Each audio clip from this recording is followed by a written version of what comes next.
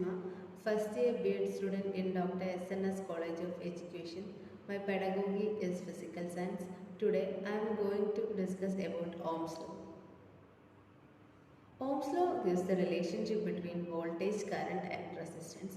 Ohm's law was developed by George Simon Ohm. The above figure represents a simple connection where V represents the voltage and I is the current passing through the circuit and R is the resistance. Before going to know about Ohm's law, we must know what is voltage, current and resistance.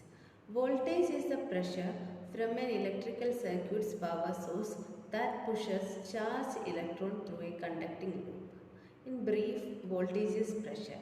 It is measured in volts. Early time voltage was also known as EMF, that is electromotive force. A voltage is of two types, AC and DC. Current is defined as the rate of flow of charge, that is the flow of electron is in an electrical circuit. Flow of electrons occurs due to the potential difference. Electrical current is defined as the charge divided by time. Direction of current flow is taken to be opposite to the direction of flow of electron. The SI unit of electric current is ampere. The resistance is the measure of opposition to the current flow in an electrical circuit. It is measured in ohm. Resistance is the property of an electrical circuit or a part of circuit that transforms electric energy into heat energy. Resistance is directly proportional to length and inversely proportional to area of cross section. It also depends upon the material of wire. Resistance increases with temperature.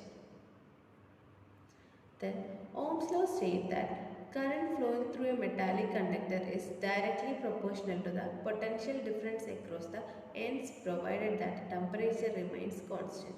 That is, at constant temperature, V is directly proportional to current. Equating this, we get V is equal to I into R. And the equation for current is voltage divided by resistance. Then the graphical representation of Ohm's law.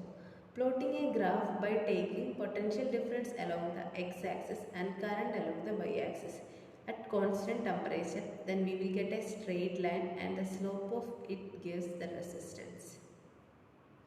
Then from this figure we can explain that when we increase the current, voltage is also increases.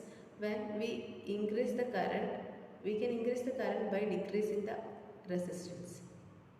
Then moving to an example, a charge of 3 coulomb moves through a circuit with a resistance of 3 ohm in a time 0.5 seconds. What is the potential difference in the circuit? Here we have to find the potential difference, but the charge is given, that is 3 coulomb. So we can find the current. Current is charged by time.